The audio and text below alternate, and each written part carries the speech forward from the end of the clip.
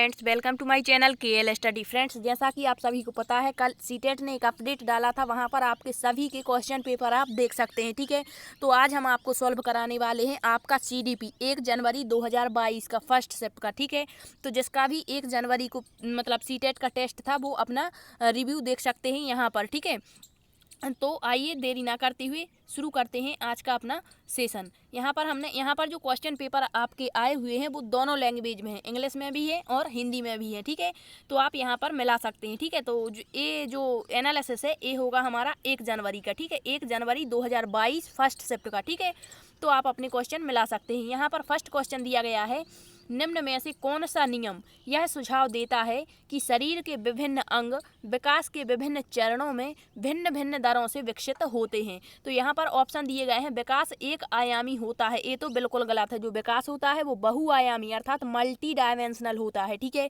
विकास एक दिशीय होता है। आगे भी हम देख लेते हैं, विकास एक असतत प्रक्रिया है, बिल्कुल नहीं। विकास एक सतत प्रक्रिया होता है, निरंतर प्रक्रिया होता है। सभी ने विकास के सिद्धांत पढ़े हुए हैं और वहाँ पर हमारा एक सिद्धांत ही दिया गया है, सतत विकास का सिद्धांत या फिर निरंतर विकास का सिद्धांत। ये भी गलत हो जाएगा। यहाँ पर हमें जो सही लगता है वो आंसर होगा आपका ऑप्शन नंबर 4, विकास की दिशा अधोगामी से शीर्षगामी होती है। ठीक है, नेक्स्ट देख लेते हैं क्वेश्चन आया हुआ था, निम्न में से कौन सा कथन सही है। यहाँ पर हमें एक कथन बताना है कि कौन सा सही है। तो यहाँ पर 3 जो कथन दिए गए होंगे वो गलत होंगे और एक जो कथन है वो सही होगा। तो यहाँ दिया है, बच्चों का विकास एक सामाजिक सांस्कृतिक परिप्रेक्ष्य में होता है, ये हो सकता है। ठीक है, यहाँ दिया है, बचपन की अवधि है जिसे 10 भिन्न अवस्थाओं में बांटा जा सकता है, नहीं। बच्चों की सोच सामाजिक अंतःक्रिया से प्रभावित नहीं होती, ये भी गलत है, होती है। ठीक है, बच्चों का विकास केवल आनुवंशिकता, नहीं। बच्चों का जो विकास है वो आनुवंशिकता और वातावरण दोनों पर आधारित होता है। तो हमें बताना है कौन सा सही है। तो इसका राइट आंसर हो जाएगा हमारा ऑप्शन नंबर फर्स्ट, बच्चों का विकास एक सामाजिक सांस्कृतिक परिप्रेक्ष्य में होता है। ठीक, नेक्स्ट देख लेते हैं। नेक्स्ट क्वेश्चन दिया गया है, क्वेश्चन नंबर 3, आनुवंशिक विन्यास। यहाँ पर दिया है, आनुवंशिक विन्यास के पूर्व निर्धारित रूप से प्रकट होने की प्रक्रिया क्या कहलाती है। तो हमने हमने 1-2 सेट डाले हुए थे। ठीक है, उसमें हमने आपको बताया था कि जो परिपक्वता होती है, जो मैच्योरिटी होती है, वो किस पर आधारित होती है, आनुवंशिकता पर। ठीक है, आनुवंशिकता पर। तो इसका राइट आंसर हो जाएगा ऑप्शन नंबर 4, परिपक्वता। ठीक है, नेक्स्ट क्वेश्चन दिया गया है, समाजीकरण का प्राथमिक और समाजीकरण का द्वितीयक कारक है। हमें यहाँ पर बताना था कि कौन सा समाजीकरण का प्राथमिक। तो हमने जो हमारा सोशलाइजेशन होता है उसमें पढ़ा हुआ है कि कौन कौन से जो समाजीकरण के प्राथमिक एजेंट होते हैं और कौन कौन से द्वितीयक होते हैं। ठीक है, तो परिवार जो है वो प्राथमिक है, तो इसका राइट आंसर ऑप्शन फर्स्ट हो जाएगा, परिवार समाजीकरण का प्राथमिक और विद्यालय जो है वो समाजीकरण का द्वितीयक कारक होता है।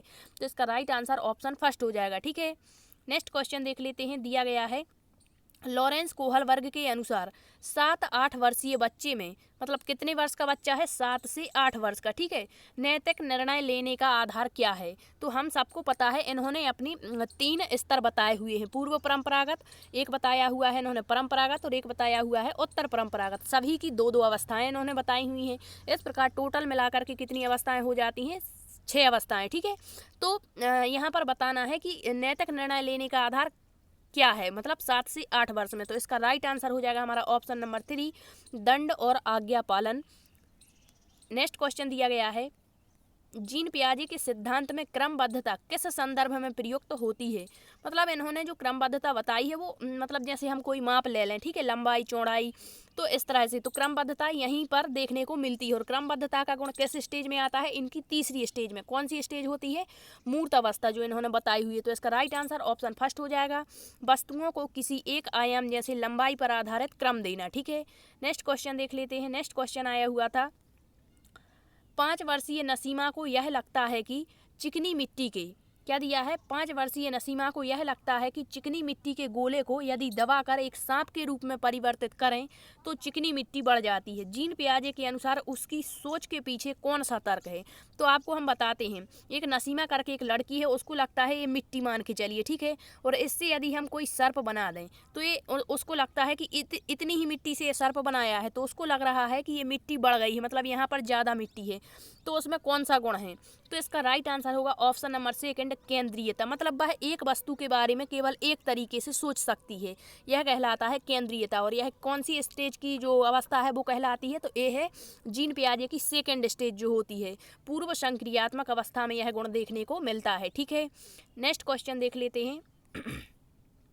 लेब बाय संज्ञानात्मक विकास का सिद्धांत किस पर आधारित है, तो ये तो सभी को पता है, सामाजिक संरचना पर आधारित है। ठीक है, राइट आंसर ऑप्शन फर्स्ट हो जाएगा।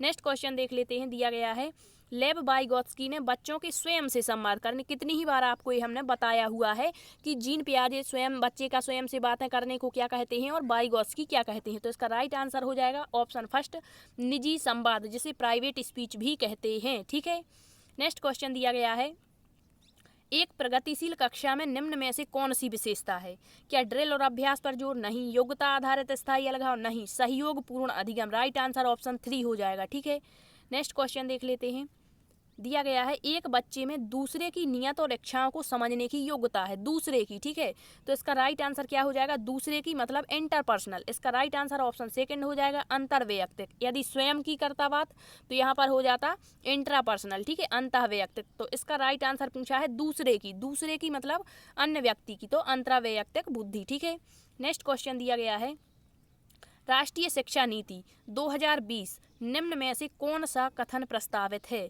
तो जो राष्ट्रीय शिक्षा नीति है यह केवल एक भाषा पर जोर नहीं देती कि आप कह सकें कि जैसे इंग्लिश हो गया, हिंदी, नहीं, इसमें बहुभाषिकता यदि है तो सबसे बेस्ट ऑप्शन यही होगा, इसका राइट आंसर हो जाएगा ऑप्शन 3। यहाँ पर केवल मातृभाषा ये नहीं हो सकता, यहाँ अंग्रेजी दिया है ये भी नहीं हो सकता, उलझन पैदा करना बिल्कुल नहीं, तो इसका राइट आंसर हो जाएगा बहुभाषा। यहाँ द्विभाषा दिया है तो ये तो गलत हो जाएगा। ठीक है, तो इसका राइट आंसर है हमारा option number 3। Next question, gender भूमिकाएं हैं, ये सभी को पता है कि जो लिंग संबंधी भूमिकाएं होती हैं वो कैसी होती हैं, एक सामाजिक संरचना मानी जाती है। क्या मानी जाती है, सामाजिक संरचना। अब ऐसा ऑप्शन तो यहाँ कहीं दिया नहीं है, यहाँ दिया है जन्मजात व्यवहार, ये नहीं हो सकता, जैविक संरचनाएं, ये भी नहीं हो सकता, नेक्स्ट ऑप्शन दिया है आनुवंशिक, तो ये तीनों नहीं हो सकते। यहाँ पर दिया है अधिग्रहित व्यवहार, मतलब हम ग्रहण व्यवहार कहाँ से करते हैं, समाज से, तो यही राइट आंसर हो जाएगा इसका। ठीक है, option number first is the right answer. Next question है, सतत और व्यापक मूल्यांकन का प्राथमिक उद्देश्य क्या है, मतलब सतत और जो व्यापक मूल्यांकन है उसका प्राथमिक उद्देश्य हमें बताना है क्या है, तो यहाँ पर दिया है एक दूसरे से तुलना, नहीं, छात्रों की समझ को आंकना, पाठ्यक्रम और शिक्षा शास्त्र ये हो सकता है, छात्रों का उनके प्रदर्शन के अनुसार वर्गीकरण, नहीं, प्रदर्शन के अनुसार नहीं कर सकते, छात्र सफल और विफल, बिल्कुल नहीं, तो इसका राइट आंसर ऑप्शन सेकंड हो जाएगा। ठीक है, नेक्स्ट क्वेश्चन दिया गया है, अपनी कक्षा के लिए मूल्यांकन पद्धति तय करने से पहले एक शिक्षक को किन बातों का विचार करना चाहिए,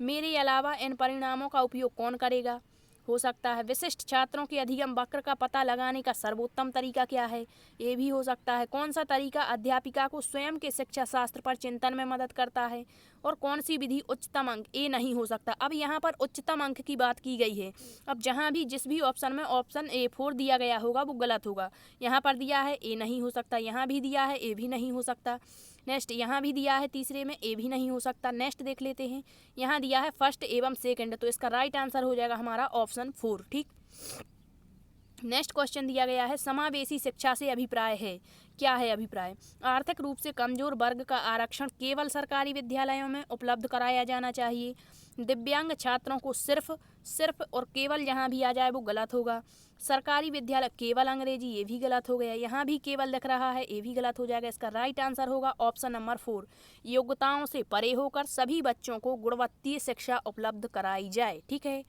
नेक्स्ट क्वेश्चन देख लेते हैं, दिया गया है, पढ़ते समय ये कथन निष्कर्ष वाला है। ठीक है, पढ़ाते समय एक शिक्षक को पाठ्य सामग्री को दर्शाने के लिए विभिन्न तरीके अपनाने चाहिए, शिक्षक को अधिगमकर्ताओं की विविध आवश्यकताओं हेतु अपने शिक्षा शास्त्र को उनके अनुकूल बनाना चाहिए, बिल्कुल ये दोनों ही सही हैं, तो इसका राइट आंसर, और ए जो है आर जो है वो एक ही सही व्याख्या भी कर रहा है, तो इसका राइट आंसर हो जाएगा ए और आर दोनों सही हैं, लेकिन ए नहीं। ठीक है, यहाँ पर क्या दिया है, ए और आर दोनों सही हैं और आर सही व्याख्या है ए की, इसका राइट आंसर ऑप्शन फर्स्ट के साथ चला जाएगा। ठीक है, नेक्स्ट क्वेश्चन देख लेते हैं, दिया गया है, एक बच्ची लिखाई में निरंतर कठिनाई का सामना कर रही है, उसे अक्षर बनाने और शब्दों में। तो आपको पूरा क्वेश्चन पढ़ना ही नहीं था। यहाँ क्या दिया है, लिखाई मतलब लिखने में अक्षमता, मतलब क्या कहलाता है, डिसग्राफिया। और डिसग्राफिया को हिंदी में कहते हैं आलेख वैकल्य या वैफल्य भी आपको देखने को मिल सकता है। तो आपको इंग्लिश वर्ड याद रखने हैं। इंग्लिश में एक बार क्वेश्चन देखेंगे, आपका सही आंसर होगा। ठीक है, नेक्स्ट क्वेश्चन दिया गया है, विद्यार्थियों में व्यक्तिगत विभिन्नताओं को पूरा करने के लिए एक शिक्षक का मानकीकृत पद्धतियों और आकलन के तरीकों का उपयोग करना चाहिए। ये नहीं हो सकता। शिक्षा शास्त्रीय उपागमों और मूल्यांकन के विविध साधनों का, ये हो सकता है। रटन, बिल्कुल गलत, जहाँ भी रटना आ गया। यहाँ पर पेपर पेन, बिल्कुल गलत। तो इसका राइट आंसर ऑप्शन सेकंड हो जाएगा, शिक्षा शास्त्रीय उपागमों और मूल्यांकन के विभिन्न साधनों का उपयोग करना चाहिए। नेक्स्ट क्वेश्चन दिया गया है, क्वेश्चन नंबर 20, निम्न में से कौन सा सृजनात्मकता, क्रिएटिविटी का अनिवार्य लक्षण है। ये तो सभी का करेक्ट होगा। ठीक है, इसका राइट आंसर अपसारी चिंतन, डाइवर्जेंट थिंकिंग। ठीक है, एक वाक्य के बारे में अनेक तरीके से सोचना। ठीक है, आउट ऑफ बॉक्स इसे कहेंगे। ठीक है, तो राइट आंसर ऑप्शन फर्स्ट हो जाएगा। नेक्स्ट क्वेश्चन दिया है, छोटे बच्चे जो हैं वो ज्ञान की संरचना और अर्थ किस प्रकार निकालते हैं। सक्रिय अन्वेषण द्वारा, बिल्कुल। खेल द्वारा, ये भी करेक्ट। पदार्थों की क्रिया, बिल्कुल। सहपाठियों और वयस्कों के संग सहभागिता द्वारा। तो ये चारों ऑप्शन इसके सही हैं। तो जहाँ भी चारों ऑप्शन दिए गए होंगे वो हमारा राइट आंसर हो जाएगा। ऑप्शन नंबर 4 इसका राइट आंसर है। ठीक है, नेक्स्ट क्वेश्चन देख लेते हैं। ये आपका स्मृति से आ गया है क्वेश्चन। ठीक है, स्मृति से, मेमोरी से क्वेश्चन आया हुआ है। अभी तक नहीं आते थे, लेकिन इस बार यहाँ पर एक क्वेश्चन आया हुआ है। एक अध्यापिका जो है वो बच्चों को फ़ोन नंबर रटने के लिए फ़ोन नंबर के 10 अंकों को 3 से 4 समूहों में बांट देती है। जैसे 10 अंक हैं आपके मोबाइल नंबर। ठीक है, तो जो शिक्षिका है वो ऐसा करके कुछ बांट देती है। एक बार उसने 4 अंक बता दिए, फिर कुछ ऐसा करके, ठीक है, इस तरह से बांट देती है। तो अध्यापिका द्वारा सुझाई गई यह रणनीति क्या कहलाती है। तो यह कहलाती है खंडीकरण, मतलब खंड कर दिए हैं उसने। ठीक है, इसे चंकिंग कहते हैं इंग्लिश में। राइट आंसर ऑप्शन फर्स्ट हो जाएगा। ठीक, नेक्स्ट दिया गया है, निम्न में से अधिगम की कौन सी दशा पर विद्यालयों में सबसे अधिक बल देना चाहिए। तो रटना बिल्कुल गलत हो जाएगा, निष्क्रिय ये भी गलत हो जाएगा, और यहाँ पर दिया है उद्दीपन, तो ये भी नहीं होगा। इसका राइट आंसर होगा ऑप्शन फर्स्ट, परिवेश से सहभागिता। जहाँ भी सहभागिता है वो आपका बेस्ट ऑप्शन हो जाएगा। ठीक है, नेक्स्ट क्वेश्चन देख लेते हैं, निम्न में से कौन सा युग्म सामाजिक संरचनात्मक उपागम के अनुसार छात्रों के पढ़ने को सुसाध्य करता है। सलमा विद्यार्थियों के नए शब्द सिखाने के लिए फ्लैश कार्ड का उपयोग करती है और उनके सही उत्तरों के लिए उन्हें टॉफी देकर। ये हो सकता है। ठीक है, अभी हमें आगे पूरे ऑप्शन पढ़ने होंगे। परामति विविध प्रकार की पुस्तकें अपने विद्यार्थियों को पढ़ने के लिए देती है। जो विद्यार्थी एक विशिष्ट पुस्तक पढ़ते हैं उन्हें नियमित रूप से पुस्तक पर परिचर्चा करने के, ये भी हो सकता है। अरुंधति के अर्थ समझने के लिए संदर्भ संबंधित संकेतों का इस्तेमाल, ये भी हो सकता है। रेखा अपने विद्यार्थियों को 5, ये नहीं हो सकता। ठीक है, और टॉफी देना, ये भी नहीं हो सकता। तो इसका राइट आंसर जहाँ भी सेकंड और थर्ड दिया होगा वो हमारा राइट आंसर होगा। तो इसका राइट आंसर हो जाएगा हमारा ऑप्शन नंबर 3। ठीक है, यहाँ पर दिया गया है। नेक्स्ट क्वेश्चन है, एक शिक्षक होने के नाते आप अपने छात्रों में समस्या समाधान क्षमताओं को किस प्रकार सुसाध्य करेंगे। तो इसका राइट आंसर देखना है हमें। तो अपने विद्यार्थी, डर बिल्कुल नहीं। नेक्स्ट है समस्याओं, अटल तरीके से, ये भी नहीं हो सकता। समरूपों के इस्तेमाल को, ये हो सकता है। निष्क्रिय, तो ये तीनों गलत हैं, इस कारण इसका राइट आंसर ऑप्शन 3 हो जाएगा। ठीक है, नेक्स्ट क्वेश्चन दिया गया है, निम्न में से कौन सा सार्थक अधिगम को सुसाध्य करेगा। यहाँ पर दिया है कक्षा में संदर्भ रहित अधिगम को, बिल्कुल संदर्भ रहित हो सकता है। एक समस्या पर विविध तरीकों से विचार करने के लिए प्रोत्साहित, ये भी हो सकता है। रट्टा मार, ये नहीं हो सकता। शिक्षक द्वारा से, ये भी नहीं हो सकता। अब हमें इन दोनों को देखना है। ठीक है, इनमें से जो बेस्ट होगा वही हमारा आंसर होगा। कक्षा में संदर्भ रहित, यहाँ देख रहे हैं आप, रहित दिया है, इस कारण एक गलत है। ठीक है, यदि होता कि संदर्भ के साथ तो सही होता। इस कारण से इसका राइट आंसर हमारा ऑप्शन सेकंड हो जाएगा, विविध तरीकों से प्रोत्साहित करना। ठीक है, नेक्स्ट क्वेश्चन दिया गया है, अगर विद्यार्थी अपने कार्य की सफलता को आंतरिक कारणों पर आरोपित करते हैं, मतलब बालक आंतरिक रूप से प्रेरित है, तो उसमें किसकी भावना उत्पन्न हो जाएगी। शर्म की क्यों होगी जब वो स्वयं से आंतरिक रूप से प्रेरित है। गुस्सा भी नहीं होगा, उत्कंठा भी नहीं। राइट आंसर ऑप्शन 3 हो जाएगा, गर्व। ठीक है, नेक्स्ट क्वेश्चन दिया गया है, शिक्षा के प्राथमिक स्तर पर बहुसंवेदनीय उपागम के इस्तेमाल को प्रोत्साहित करना चाहिए क्योंकि यह अधिगम को अधिक प्रभावशाली बनाता है। नेक्स्ट है यह कुछ बच्चों को शिक्षा वर्जित, ये नहीं हो सकता। अध्यापक निर्देश अवधि काफ़ी समय, बिल्कुल नहीं। नेक्स्ट ऑप्शन देख लेते हैं, बच्चों की आज्ञा परायणता पैदा, तो नहीं। इसका राइट आंसर ऑप्शन फर्स्ट हो जाएगा, यह अधिगम को और अधिक प्रभावी या प्रभावशाली बनाता है। नेक्स्ट क्वेश्चन दिया गया है क्वेश्चन नंबर 29, बच्चे अक्सर विभिन्न संकल्पों के बारे में वैकल्पिक संकल्पनाएं और भ्रांतियां गठित कर लेते हैं। इस संदर्भ में निम्न में से कौन सा कथन सही नहीं है, ठीक है।